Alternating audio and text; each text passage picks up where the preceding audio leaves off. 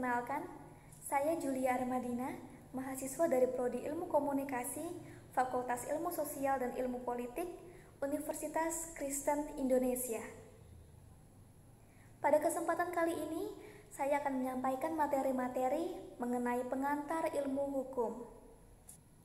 Istilah pengantar ilmu hukum ini berasal dari bahasa Belanda, yaitu inleiding, dan dalam bahasa Inggris adalah introduction. Sebenarnya istilah pengantar hukum ini sudah dipergunakan di Jerman pada akhir abad ke-19 dan juga permulaan abad ke-20. Sedangkan di Indonesia, istilah pengantar ilmu hukum ini pertama kalinya dipergunakan di tahun 1942 dan sampai sekarang masih dijadikan mata kuliah dasar di setiap perguruan tinggi yang ada di Indonesia. Pengantar ilmu hukum ini memiliki hakikatnya, yaitu untuk memberikan gambaran-gambaran mendasar dan memperjelas mengenai arti, permasalahan, dan juga berbagai persoalan yang ada di bidang hukum. Maka penting bagi kalian yang ingin mempelajari ilmu hukum, harus terlebih dahulu mempelajari pengantar ilmu hukum ini. Pengantar ilmu hukum ini memiliki peran dan fungsinya, yaitu untuk memberikan pengenalan masalah yang berhubungan dengan hukum, juga menjelaskan bagian-bagian penting dari ilmu hukum, lalu untuk mengenalkan seluk-beluk hukum dan segala bentuk manifestasinya, serta mengkualifikasikan pelajaran dasar ke arah ilmu pengetahuan hukum ke tingkat persiapan. Pengantar ilmu hukum ini juga memiliki kedudukan di antara ilmu sosial yang lainnya, seperti untuk menyelidiki tingkah laku manusia dalam berbagai bentuk yang dipelajari oleh hukum, khususnya tentang kaidah-kaidah kehidupannya, serta mana yang harus diperbuat dan mana yang tidak boleh diperbuat. Lalu dalam disiplin hukum, yang filsafat dan politik hukumnya itu bertujuan mensejahterakan rakyatnya, dan politik hukumnya itu sendiri merupakan sarana untuk mencapai tujuan hukum. Selanjutnya adalah mengenai ilmu hukum. Ilmu hukum ini adalah himpunan petunjuk hidup yang berupa perintah-perintah dan larangan-larangan yang mengatur tata tertib masyarakat dan yang harus ditaati. Hukum sebagai ilmu hukum memandang hukum sebagai bentuk dan manifestasinya. Lalu hukum sebagai norma hukum, yaitu hukum sebagai kaidah hukum dan kaidah lainnya. Hukum memiliki peran penting untuk mengatur dan melindungi masyarakat agar hidup aman, adil, makmur, dan juga tentram. Lalu fungsinya juga sebagai alat pengatur tata tertib di masyarakat, sebagai sarana mewujudkan keadilan sosial, sebagai penggerak pembangunan masyarakat yang tentunya lebih maju, dan juga menjadi fungsi kritis hukum dalam pengawasan aparatur pemerintah dan penegak hukum. Dan hukum ini bertujuan untuk mencapai kedamaian, keadilan, dan juga kepastian hukum. Lalu mengapa hukum ini harus ditaati oleh semua orang? Hukum ini harus ditaati oleh semua orang karena sifatnya yang memaksa dan supaya ada rasa ketentraman yang didukung oleh masyarakat yang mengkehendakinya. Di dalam hukum memiliki 3 aliran hukum. Yang pertama yaitu aliran legisme, yaitu satu-satunya sumber hukum yang berasal dari Undang-Undang Dasar. Lalu yang kedua adalah aliran bebas, yang dimana masyarakatnya ini menciptakan hukum itu sendiri karena berasal dari kebiasaan yang sudah menjadi tradisi yang diajarkan dalam agama maupun adat istiadat. Dan aliran yang terakhir yang ketiga adalah aliran penemuan hukum. Lalu apa aliran hukum yang Indonesia pakai saat ini? Aliran hukum yang Indonesia pakai saat ini adalah aliran penemuan hukum. Hal ini berarti hakim memutuskan perkara berpegang pada undang-undang. Selanjutnya adalah kodifikasi hukum, yaitu pembukuan hukum undang-undang dalam materi yang sama. Hal ini bertujuan untuk mendapatkan kesatuan dan kepastian hukum. Keadaan hukum di Indonesia sebelum adanya kodifikasi hukum atau hukum nasional adalah hukum adat yang memiliki berbagai macam masyarakat hukum adat, sehingga keseluruhan wilayah Indonesia tidak ada kesatuan dan kepastian hukum. Pada perkembangan kodifikasi hukum, pendukung aliran legisme yaitu Montesquieu dengan trias politika memusatkan pemerintahan dalam 3 kekuasaan, yaitu badan legislatif atau pembuat undang-undang dasar. Kemudian ada yang kedua, badan eksekutif yaitu pelaksana undang-undang dasar. Dan yang ketiga adalah badan yudikatif yaitu mengadili pelanggar. Adapun cara-cara penafsiran hukum, cara-caranya yaitu dalam cara subjektif dan objektif, juga sempit dan luas. Cara penafsiran subjektif ini ditafsirkan ketika dikehendaki oleh pembuat undang-undang, dan cara penafsiran objektif yaitu cara yang dari pendapat pembuat undang-undang dan sesuai bahasa adat sehari-harinya. Lalu dalam arti sempit dan arti luas. Dalam arti sempit ini berarti apabila dalil yang ditafsirkan pengertiannya sangat dibatasi, misalnya adalah mata uang. Lalu dalam artian yang luas diberi pengertian seluas-luasnya. Kemudian juga ada sumber-sumber hukum. Menurut pakar hukum Ahmad Sanusi, sumber hukum dibagi menjadi dua kelompok. Yang pertama adalah hukum normal langsung dan hukum normal tidak langsung. Hukum normal langsung ini atas pengakuan undang-undang, contohnya seperti perjanjian antar negara dan juga kebiasaan. Lalu untuk hukum yang normal tidak langsung berdasarkan atas pengakuan undang-undang seperti perjanjian, doktrin, dan juga jurisprudensi. Dan yang kedua adalah hukum abnormal, yaitu contohnya seperti proklamasi. Lalu bagaimana tentang pembuatan undang-undang di Indonesia? Di Indonesia, rancangan pembuatan undang-undang ini dilakukan oleh Presiden, kemudian rancangan itu akan diusulkan kepada DPR untuk persetujuannya. Setelah pengajuan itu, diselesaikan dengan adanya pengesahan dari Presiden. Kalau sudah membicarakan tentang pembuatan undang-undang, maka terdapat juga dua sistem dalam pembuatannya.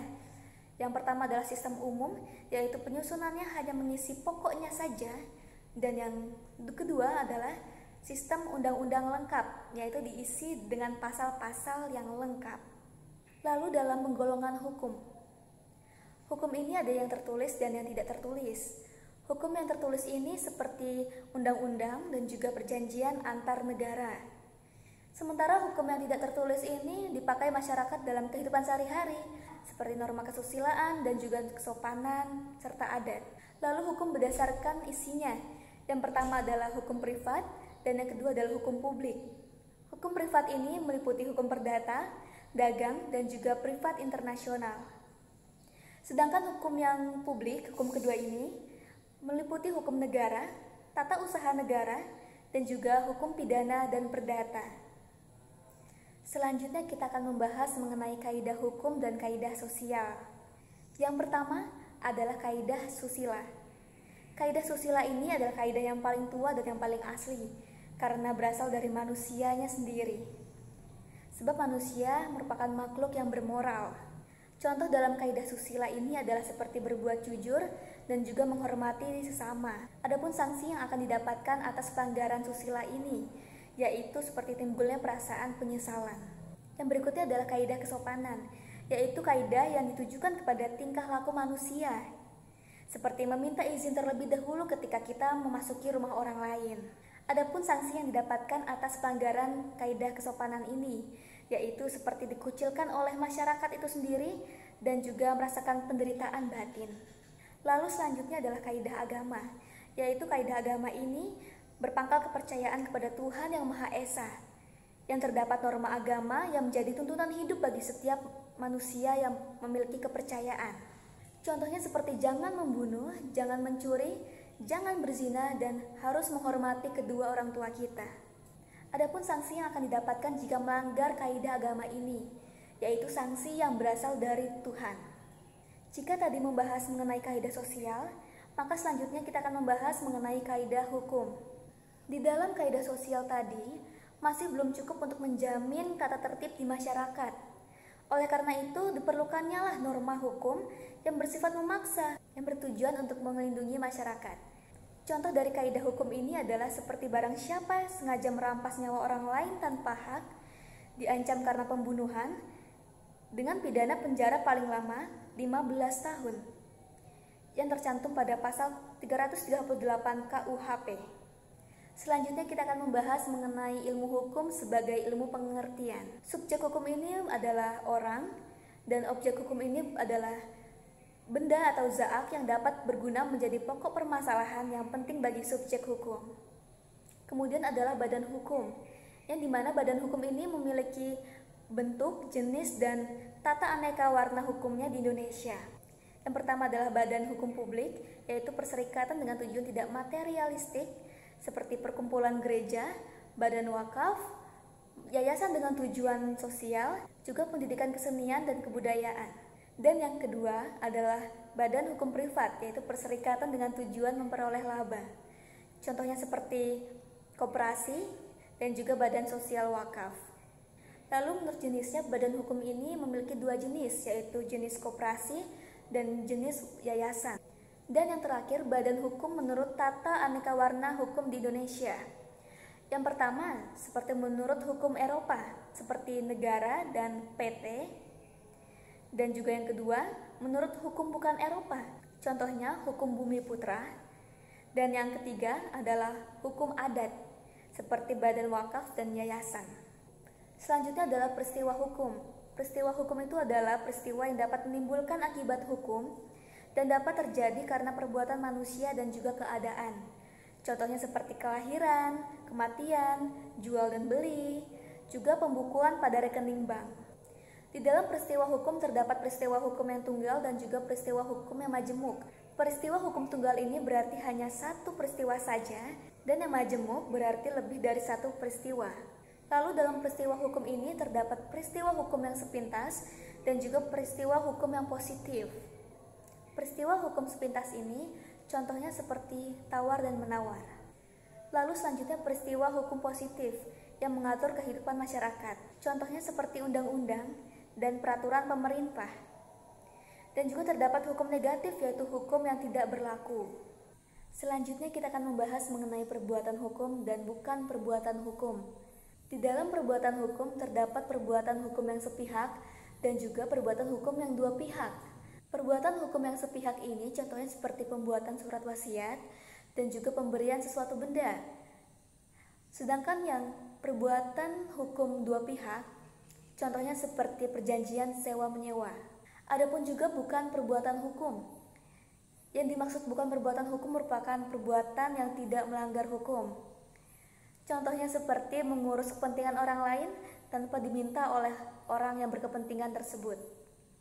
Kemudian kita juga akan membahas mengenai masyarakat hukum.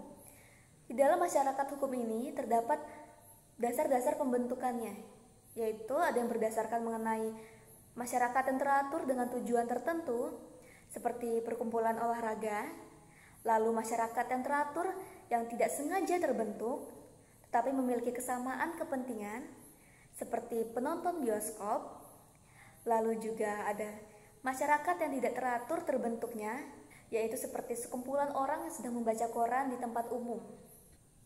Masyarakat hukum berdasarkan dasar hubungan terdapat dua, yaitu masyarakat paguyuban dan juga masyarakat patembayan. Dalam masyarakat paguyuban atau masyarakat Gemenskap ini memiliki ikatan batin antara satu dengan yang lainnya dalam masyarakat tersebut. Contohnya seperti rumah tangga. Lalu dalam masyarakat patembayan atau Gesellschaft merupakan masyarakat yang memiliki tujuan untuk mendapatkan keuntungan. Contohnya seperti karyawan perusahaan. Lalu terdapat juga masyarakat hukum yang berdasarkan kehidupannya atau kebudayaannya, yaitu seperti masyarakat desa yang cara hidupnya berbeda dengan masyarakat kota. Yang masyarakat desa ini biasanya lebih sederhana dibanding masyarakat kota yang lebih kompleks. Dan masyarakat hukum yang berdasarkan hubungan keluarga, yaitu adanya keluarga inti dan juga adanya keluarga besar. Dalam keluarga inti ini terdapat ayah, ibu, dan juga anak. Sedangkan dalam keluarga besar terdapat juga sanak saudara yang meliputinya. Selanjutnya kita akan membahas mengenai hak. Hak disebut juga hukum subjektif. Hak ini meliputi suatu kumpulan kewenangan, misalnya kepemilikan. Terdapat macam-macam hak, yaitu ada hak mutlak dan juga hak relatif. Hak mutlak terdiri dari 3, yaitu adanya hak pokok, hak publik, dan juga hak privat. Hak pokok ini merupakan hak dasar manusia, dan yang hak publik adalah hak yang absolut. Lalu ada hak privat yang terdiri dari 3, yaitu adanya hak pribadi, yaitu hak pengampunan. Kedua, hak keluarga mutlak, seperti hak marital, hak orang tua, dan juga hak perwalian. Dan yang ketiga adalah hak atas kekayaan, contohnya seperti hak kebendaan dan juga hak atas benda imaterial. Lalu macam-macam hak yang kedua adalah hak relatif atau hak nisbi. Di dalam hak relatif ini terdiri dari 3 hak. Yang pertama adalah hak publik relatif, yang kedua adalah hak keluarga relatif, dan yang ketiga adalah hak kekayaan relatif. Selanjutnya kita akan membahas mengenai ilmu hukum sebagai ilmu kenyataan yang terdiri dari 3 ilmu. Yang pertama adalah sosiologi hukum, yang merupakan cabang ilmu pengetahuan yang secara empiris atau observasi dan analitis dalam mempelajari hubungan timbal balik antara hukum sebagai gejala sosial dengan gejala sosial yang lainnya. Dan objek sasaran sosiologi hukum ini merupakan badan-badan penyelenggara hukum, seperti polisi, pengadilan, dan juga advokat atau pengacara. Yang kedua, psikologi hukum, yaitu ilmu pengetahuan yang mempelajari perilaku manusia yang memiliki kaitannya dengan hukum. Leon Petraszeki, seorang ahli filsafat hukum yang menggarap fenomena-fenomena hukum, terdiri dari psikis yang unik, yang dapat dilihat dengan menggunakan metode introspeksi. Yang ketiga adalah sejarah hukum, yaitu salah satu bidang studi hukum yang mempelajari perkembangan dan asal-usul sistem hukum dalam suatu masyarakat tertentu dan memperbandingkan antara hukum yang berbeda karena dibatasi oleh perbedaan waktu. Dan bangkitnya pemikiran hukum ini dipelopori oleh Savigny. Ilmu hukum sebagai ilmu kenyataan ini memiliki peran dan fungsinya, yaitu berperan untuk berusaha mengenali dan memahami fenomena hukum dalam masyarakat, lalu memiliki fungsi sebagai patokan berperilaku atau sikap tindak yang sepantasnya. Selanjutnya kita akan membahas mengenai perbandingan hukum. Perbandingan hukum ini merupakan suatu metode dalam penelitian yang digunakan untuk membanding-bandingkan hukum antara hukum yang satu dengan hukum yang lainnya. Perbandingan hukum ini memiliki tujuan bukan hanya sekedar mengetahui persamaan ataupun perbedaan dari hukum yang kita bandingkan, tetapi juga kita dapat mengetahui sebab dan latar belakang dari perbedaan dan persamaan hukum tersebut.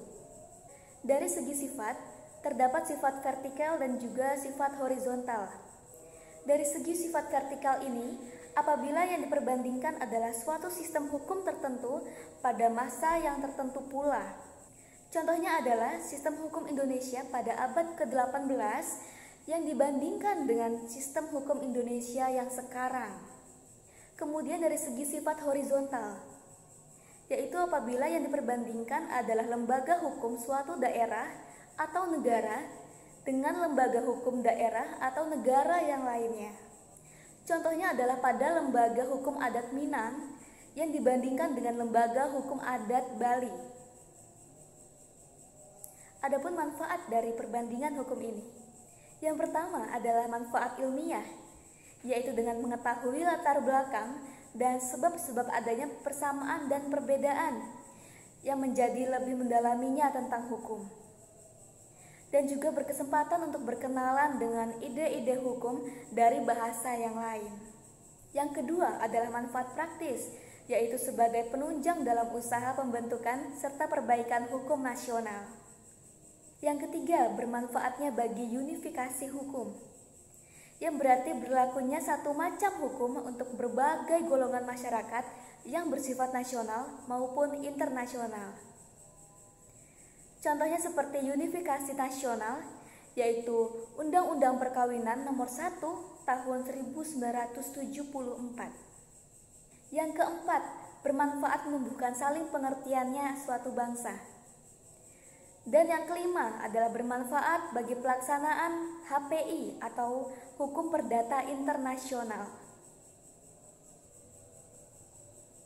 Demikianlah materi-materi yang telah saya sampaikan, yang merupakan hasil dari ringkasan buku Pengantar Ilmu Hukum karya R. Suroso SH.